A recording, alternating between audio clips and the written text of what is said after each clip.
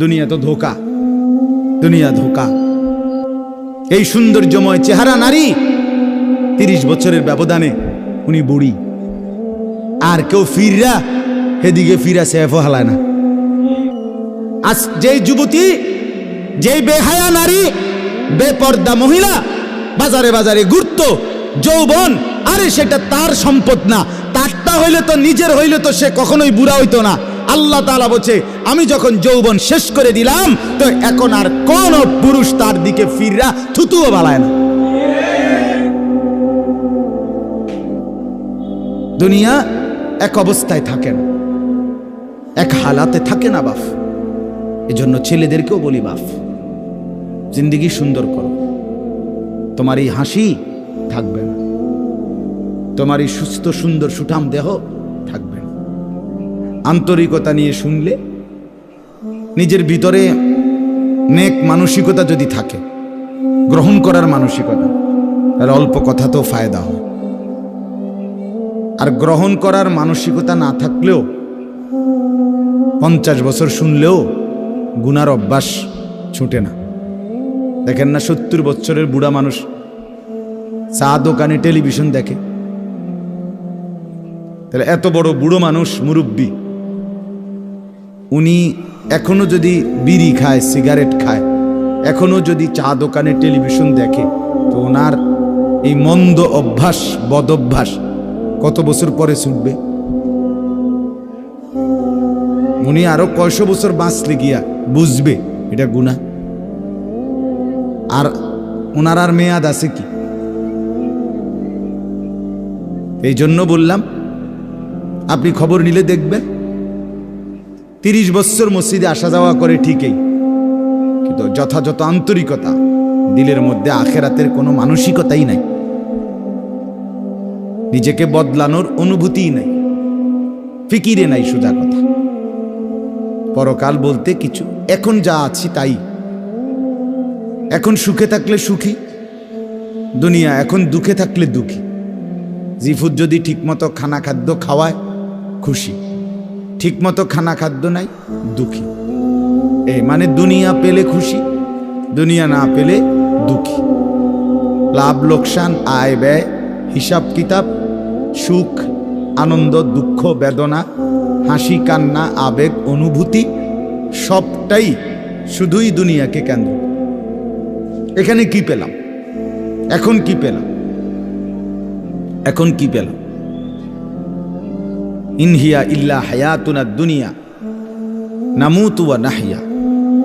আল্লাহ তাআলা বলেন, নাফরমান আর পাপীদের জীবন কেমন হয়? কোরআনে আল্লাহ বলছেন, তাদের অবস্থা হয় এমন যে তারা বলে জীবন কেবলই দুনিয়ারটা, আর কোথাও জীবন নেই, আর কিছু নাই। নামুতু ওয়া নাহইয়া, এখানেই মরব, এখানেই বাঁচব। ওমা নাহনু বিমাবউসিন। আল্লাহ বলেন, নাফরমানদের দিলের মধ্যে এই বিশ্বাস যে আমাদেরকে পুনরায় কোথাও উঠানো হবে না। আল্লাহ যে বলছেন হাসরের ময়দানে তোমাদেরকে উঠানো হবে, সুম্মা ইন্নাকুম ইয়াউমাল কিয়ামাতি তুবআসুন। আল্লাহ তাআলা বলেন, তোমাদের প্রত্যেককে কিয়ামতের দিন হাসরের মাঠে তোলা হবে। আল্লাহ বলেন, বেঈমানের দিলে এটা থাকে না। তার কথা হলো প্রাপ্তি অপ্রাপ্তি, লাভ লোকসান, ভালো মন্দ, হাসি আনন্দ, দুনিয়া। ছেলে বিদেশ থেকে টাকা পাঠাইতেছে, খুশি। ছেলে বিদেশ থেকে টাকা টোকা ঠিক মতো দেয় না, বা কামাই রোজগারি কম, জিজ্ঞাসা করবেন কেমন আছেন, কি এর বালা? আমরা আর বালা কি এর? হ্যাঁ, কি সমস্যা কি তা চাচা? এ ফোলাগারে কত ঋণ ফিন কইরা, সুদে টাকা নিয়া, কিস্তিতে টাকা লইয়া বিদেশ পাঠাইছি, তেয়ন টাকা পয়সা পাঠায় না, আর বালা কি? তাহলে উনি দুঃখী কেন? টাকা নাই। আবার টাকা পাঠাইতেছে, মাশাআল্লাহ, পান খাওয়ার স্টাইলই আলাদা, চা খানার ঢঙে আলাদা, কথাবার্তার স্টাইলই ভিন্ন। কেমন আছেন? আসি আল্লাহর রহমতে, আপনাকে দোয়ায়, 10 জনের দোয়ায় আল্লাহ ভালোই রাখছে।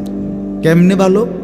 এতে আল্লাহর রহমতে টাকা পাঠায়, আমরা, তার মা, আমরা মিল্লা খাইয়া পইরা ভালো আছে, তাহলে ভালো থাকে দুনিয়া ভালো থাকলে, ভালো নাই দুনিয়া ভালো না থাকলে। তো আখিরাত, কবর, মৃত্যু পরবর্তী জিন্দিগি, সেটার জন্য কি ব্যাপার? তার জন্য কোনো আলোচনা লাগবে না, এর জন্য কোনো কথা নাই। তাইলে কারো মধ্যে এই আলোচনা নেই। স্বামী স্ত্রী পরস্পরের আলোচনা, এই ঘর সংসার বাজার, খাট ফার্নিচার পালং সোফা, হ্যাঁ,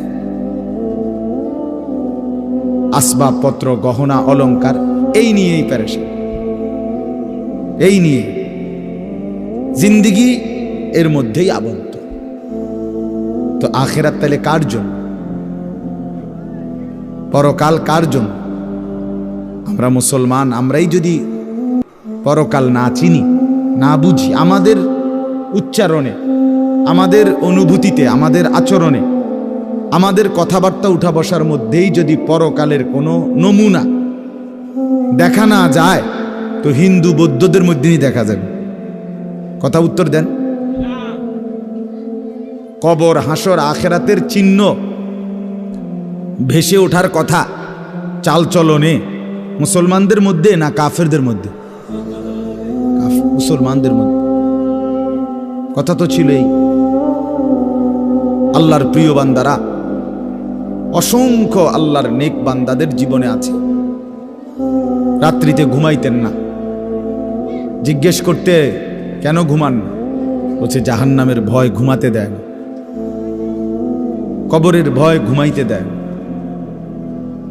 হযরত আবু বকর সিদ্দিক রাদিয়াল্লাহু তাআলা আনহুর মতো সাহাবী আফসোস করে বলতেন, হায়, আমি যদি একটা গাছের পাতা হতাম, আমাকে যদি একটা চতুষ্পদ জন্তু, গরু কিংবা ছাগল, সেই পাতাটা যদি খেয়ে ফেলত, অর্থাৎ আমি যদি মানুষ না হতাম।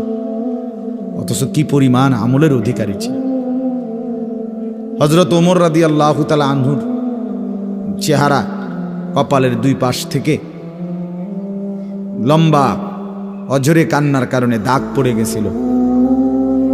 হযরত ওমর রাদিয়াল্লাহু তাআলা আনহুর ইন্তেকালের মুহূর্তে হযরত আব্দুল্লাহ ইবনে আব্বাস সাহাবী, তিনি বলছিলেন, আপনাকে আল্লাহ তাআলা অনেক মর্যাদা দিয়েছেন, আপনি 10.5 বছর মুসলমানদের খলিফা ছিলেন, আপনার মাধ্যমে আল্লাহ তাআলা দিক দিগন্ত মুসলমানদের বিজয় দান করছেন। কত রাজ্য, কত এলাকা আপনার এই 10 বছরে বিজয় হয়েছে। আপনার অনেক সম্মান, অনেক মর্যাদা, অনেক গুণ, অনেক বৈশিষ্ট্য। হযরত ওমর রাদিয়াল্লাহু তাআলা আনহু, কিতাবের মধ্যে আছে, উনি চোখের পানি ফেলে বললেন আব্দুল্লাহ ইবনে আব্বাসকে, শোনো, আমি আল্লাহ তাআলার কাছে এতটুকু আশা করি শুধু, যে আল্লাহ, আমার জীবনের যা নেকি আর আমার জীবনের যা গুনাহ, কমপক্ষে আমার নেকিগুলো যেন আমার গুনার মোকাবেলায় বরাবর হয়। অর্থাৎ এতটুকু নেকি যেন কমপক্ষে হয় যে গুনাহগুলোকে মোচন করে দেয়, নেকিগুলো দিয়ে গুনাহগুলো যেন মিটে বরাবর হয়। এর দূরে যদি হয় তো আমি আল্লাহর কাছে সন্তুষ্ট নিজেকে মনে করি, আমার এর দূরে সারব। অর্থাৎ নিজের এই বিপুল পরিমাণ নেক আমলকে কিছুই মনে করেন, সামান্য। তা আমাদের পুঁজি কোথায়? আমাদের এই শুক্রবারের শুধু সপ্তাহে একদিনের জুমার নামাজ, এটাই আমাদেরকে জান্নাত এনে দিবে, ঠিক না?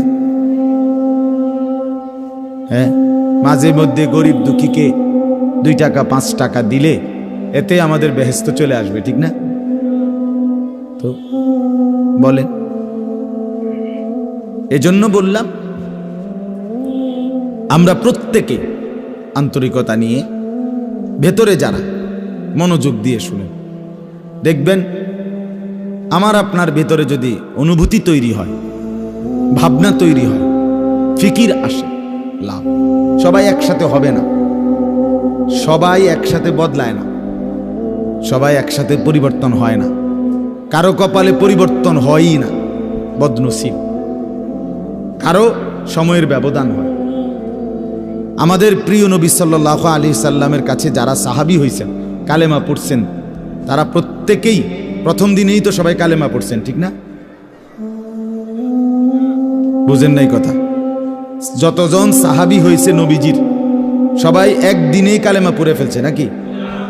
তাহলে সময়ের আগ পিছ আছে কি না বলেন? কেউ প্রথম দিন কালেমা পড়ছে, কেউ 21 বছর পরে কালেমা পড়ছে, কেউ 22 বছর পরে কালেমা পড়ছে। তো যিনি 23 বছরের মাথায় কালেমা পড়ছে তিনিও কামিয়াব, যিনি প্রথম দিন কালেমা পড়ছে তিনিও কামিয়াব, সৌভাগ্যবান। এজন্য বুঝ আসবে, এর মধ্যে আকপিস হবে। সবাই একই দিনে জোনায়েদ বাগদাদি হবে না, সবাই একদিনে বাইজিদ বোস্তামি হবে না, সবাই একদিনে রাবেয়া বসরি হবে না। সময়ের ব্যবধান হবে, আকপিস হবে, এবং কারো কপালে হেদায়েত জুটবেই না। ইন্নাকা লা তাহদি মান আহবাবতা। আল্লাহ তাআলা আমাদের নবী সাল্লাল্লাহু আলাইহি সাল্লামকে বলছেন, আপনি খুব চাইলে, ভালোবাসলে আপনি নিজে কাউকে হেদায়েত দিতে পারবেন না, সেখানে আমি কি? কথা বলেন না। সেখানে আমাদের কোনো পাত্তা আসেনি কোনো। খুদ রসুলকে আল্লাহ বলছে, হে নবী আপনি চাইলে হবে না, আমি চাইতে হবে। ওয়ালাকিন্নাল্লাহা ইয়াহদি মান ইয়াশা, বরং আমি আল্লাহ যাকে চাই আমি তাকে হেদায়েত দান করি। তাহলে মূলত হেদায়েত দেয় কে? ফয়সালা কার হাতে? আমার বলা আপনার শোনা কোনোটাই মূল বিষয় না। মূল বিষয় হলো এটা একটা উসিলা ধরা, কিন্তু মূল ফয়সালা কার হাতে? ওয়ালাউলা ফাদলুল্লাহি আলাইকুম ওয়া রাহমাতুহু মাজ। এই বেটা মোবাইল না ধরতে মানা করছি, সুন্দর করে বললে হয় না। অনেকের খাসিয়ত এতটাই যে ধমক না দিলে, কথা বুঝছেন না, এটা তার একটা তবিয়ত হয়ে গেছে। না আমারে এমনি করলে আমি বুঝতাম না, আমার ধমকাই তুমি। বদ অভ্যাস মানে জিন্দিগির একটা মিনিট লজ্জা শরম কিচ্ছুর কোনো ধার ধারে না। ছেলেরা মোবাইল ছাড়া 1 মিনিট থাকতে রাজি না। এবারে মা দেখুক, নাহলে বাফে দেখুক, নাহলে হুজুর দেখুক, নাহলে একবার আব্দুল কাদের জিলানি দেখুক, আমার এতে কোনো অসুবিধা নেই। আমার দরকার মোবাইল। মোবাইল আছে, আমি আছি, খালাস। আমার জিন্দিগির এবার ইজ্জত থাক বা না থাক, আমার চরিত্র থাকুক বা না থাকুক, আমার আল্লাহ খোদা আখেরাত পরকাল কিচ্ছু না থাকুক, আমার মোবাইল আছে, খালাস। আমার জিন্দিগি সার্থক। আহ, এই হলো জিন্দিগি, মানে জীবনটাই মোবাইল, মোবাইলটাই জীবন। বেঁচে আছে মোবাইল টিপবার জন্য, মোবাইল বানানো হয়েছে তার কাছে পৌঁছবার জন্য। আজ ছেলেদের হালাত মানে বেঁচেই আছে এটার জন্য, বেঁচেই আছে। জিন্দিগিটাই এটার সাথে সম্পৃক্ত, জীবনটাই এটার সাথে। পৃথিবীতে কোনো যুগে মনে রাখবেন, এই পৃথিবীর ইতিহাস এটা, পৃথিবীতে কোনো যুগে একসাথে সম্মিলিতভাবে যুব সমাজ এত বেশি গাফেল, অকর্মণ্য, অপদার্থ কোনো যুগে হয় নাই একসাথে। এখন যেটা আগে একটা সমাজে, একটা এলাকায় বখাটে দুশ্চরিত্র একজন ছিল, দুইজন ছিল, চিহ্নিত, কথা বোঝেন নাই, চিহ্নিত, তারে মানুষ চিনত, তে সুর গ্রামে চুক্তি হয়তো একজন, তে একটু খারাপ, তার লগে মিশ্র না।